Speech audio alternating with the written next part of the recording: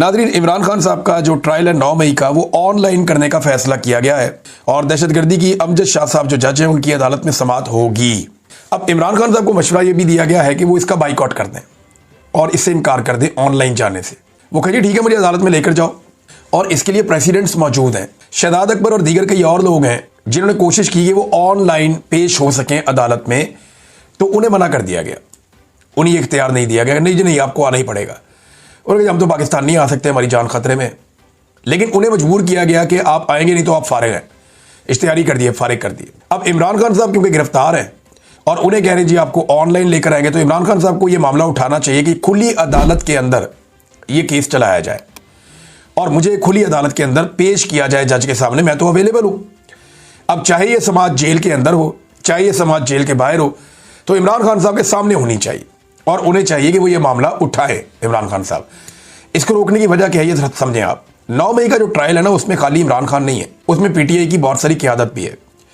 PTI की क़यादत में से जो भी इमरान खान साहब को मिलता है ना, वो खुद कुछ एक वर्कर बन जाता है इमरान खान साहब का और उसको बड़ी एनर्जी मिल जाती है। मैंने उसको एक जो बात की खुदकुश की, वो मैंने एक मिसाल के तौर पे की है। अब इसको खुदकुश बम्बार ना समझ ले कोई। तो इमरान खान साहब से जो भी मिलकर आता है ना, वो उसके जज्बात कुछ और हो जाते हैं और फिर वो वहाँ से बयानियाँ लेकर आता है। एस्टेब्लिशमेंट के लिए मुश्किल पैदा होती है। फिर इमरान खान साहब के अंदर से स्टेटमेंट्स भी आते हैं, बहुत सारी बातें भी वो करते हैं। तो इसलिए अब जान छुड़ानी मुश्किल हो रही है, तो उन्होंने कहा जी इनको आपस में मिलने ही ना दें। जेल में ट्रायल होगा तो ये सारे रहनुमा जेल में जाएंगे, वहाँ इमरान खान से मिलेंगे, मुशावरत करेंगे, बातचीत होगी, फिर काम खराब हो जाएगा।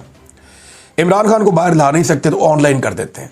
वो इमरान खान साहब को ऑनलाइन अब इसके अंदर पेश करने का फैसला किया गया। तो इमरान खान साहब के पास ये इख्तियार है कि वो इससे इनकार कर दें और वो ये कह दें कि जनाब मुझे मेरा हक दिया जाए और ओपन कोर्ट के अंदर मेरा ट्रायल किया जाए। ये कोई तरीका नहीं है कि मुझे ऑनलाइन, हालांकि मैं दस्तयाब हूँ, मैं तो गिरफ्तार हूँ। देखिए, इससे पहले इमरान खान साहब को जब गोलियाँ लगी थी और जब उनकी जान खतरे में थी, तो इमरान खान साहब की वकला ने कई मरतबा कहा अदालत को कि मैं ऑनलाइन पेश हो जाता हूँ, मैं अपने घर से लैपटॉप लगा के ऑनलाइन पेश हो जाता हूँ, मेरी जान को ख़तरा है, ज़ख्मी भी हूँ। लेकिन अदालत बज़िद थी कि नहीं, बनफ़्से नफीस इमरान खान साहब खुद अदालत में आकर पेश हों, तब उन्होंने ज़िद की। लेकिन अब इमरान खान साहब को ये मामला उठाना चाहिए और वो तमाम मिसालें सामने रखनी चाहिए। नादरीन, एक ड्रोन हमला हुआ है बलूचिस्तान में, इंतहाई अफसोसनाक वाक़या मैं आपके साथ शेयर कर देता हूँ। ये समीदीन बलोच साहिबा ने इसको ट्वीट किया। उन्होंने कहा जी ये तस्वीर किसी कश्मीर या फ़लस्तीन में होने वाले जबर और आम शहरियों पर बमबारी की नहीं है, बल्कि बलूचिस्तान की है। ये एक ड्रोन हमले का नतीजा है जो कल बलूचिस्तान के शहर खुजदार जहरी में हुआ। इस हमले में एक ही ख़ानदान के 4 अफराद, जिनमें 2 औरतें भी शामिल थीं, जिन्हें खाक और खून में नहला दिया गया। अब ये कितना अफसोसनाक वाक़या है कि पाकिस्तान के अंदर ख़वातीन के ऊपर भी ड्रोन हमला हो जाता है, वो बड़ा अनफॉर्चुनेट है। ये ड्रोन हमले इमरान खान साहब बार बार कह रहे हैं कि इनको रोकना चाहिए, इससे दहशतगर्दी में इजाफा होता है, कमी नहीं होती। लेकिन लगातार पाकिस्तान में ड्रोन हमले हो रहे हैं। नाज़रीन, पाकिस्तान के वज़ीर-ए-आज़म पहुँच गए लंदन में इतलात के मुताबिक, और आसिम मुनीर साहब के बारे में भी ऐसी खबरें आ रही हैं। और मुबैना तौर पे 20 तारीख को ये कोई प्रोग्राम करने जा रहे हैं। पाकिस्तान तहरीक इंसाफ को इसका पता चल गया और ओवरसीज़ पाकिस्तानियों को भी इसका पता चल गया, तो उन्होंने सेम टाइम पे एक एहतजाज रख लिया।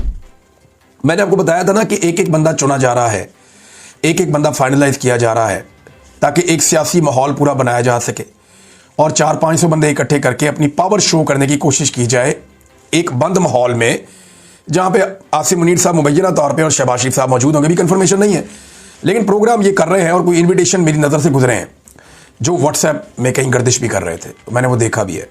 उसमें बड़ी सख्त शराइत रखी गई हैं, मोबाइल नहीं ले जा सकते आप जनाब, आपको प्रॉपर चेक किया जाएगा, बहुत सारी चीज़ें इन्होंने इसके अंदर शामिल की हैं। लिहाजा वो जो प्रोग्राम है उसके खिलाफ पाकिस्तान तहरीक इंसाफ ने भी अपना पोस्टर जारी कर दिया है।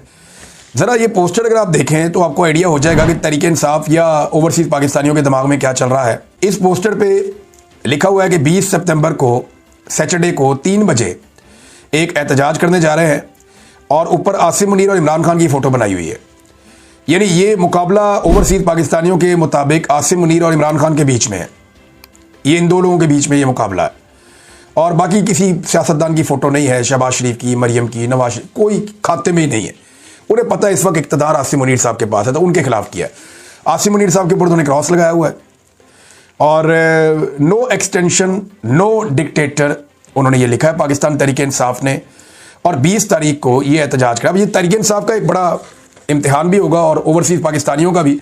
इससे पहले वो बहुत बड़े बड़े मुजाहरे करते रहे हैं यहाँ बरतानिया में। लेकिन सवाल ये, और इसमें एक और चीज़ जो उन्होंने लिखी वो बड़ी इंपॉर्टेंट है। उन्होंने कहा जी कि ये मैंने इस पोस्टर में तो नहीं, एक और पोस्टर में मैंने देखा था, वहाँ लिखी हुई थी कि आपकी सिक्योरिटी के लिए आपको मास्क प्रोवाइड किए जाएंगे। जो लोग नहीं चाहते कि उनका चेहरा नज़र आए, क्योंकि ये एम्बेसी वाले वीडियोस बना के और वो एजेंसियों को भेजते हैं, वो फिर उनकी फैमिली, उनके ख़ानदानों को ढूंढते हैं, वहाँ पे उन्हें हरासा करते हैं पाकिस्तान में, तो उसके लिए उनको मास्क दिए जाएंगे। मैंने पता किया तो पता चला कि इमरान खान साहब के चेहरे के मास्क हैं जो उनको पहनाए जाएंगे और लोग वहाँ पे एहतजाज करने के लिए आ जाएंगे। अब ये नाज़रीन इस वक्त सिचुएशन है। तो आसिम मुनीर साहब के खिलाफ एहतजाज 20 तारीख को एम्बेसी के बाहर जो है वो किया जा रहा है। पाकिस्तान एम्बेसी जो है लंदन में, वहाँ पे इन्होंने फ़िलहाल अभी तक जो प्रोटेस्ट का एरिया बताया है वो यही है, हाई कमीशन पाकिस्तान का जो है उसके बाहर ये एहतजाज किया जाएगा। तो तहरीक इंसाफ के लिए बड़ा इम्तिहान ये है कि अंदर बंदे ज़्यादा हैं या बाहर बंदे ज़्यादा हैं। मुकाबला तो अब ये है, तो अब पता चलेगा कि PMLN ज़्यादा बंदे इकट्ठे कर सकती है, यहाँ पे अपने सारे सरकारी वसाइल को इस्तेमाल करते हुए मुख्तलिफ मुल्कों से वो लोग इकट्ठे कर रहे हैं, वो ज़्यादा बंदे इकट्ठे कर सकते हैं बरतानिया में, या पाकिस्तान तहरीक इंसाफ या ओवरसीज़ पाकिस्तानी ज़्यादा बड़ी तादाद में निकल के एहतजाज के लिए आते हैं।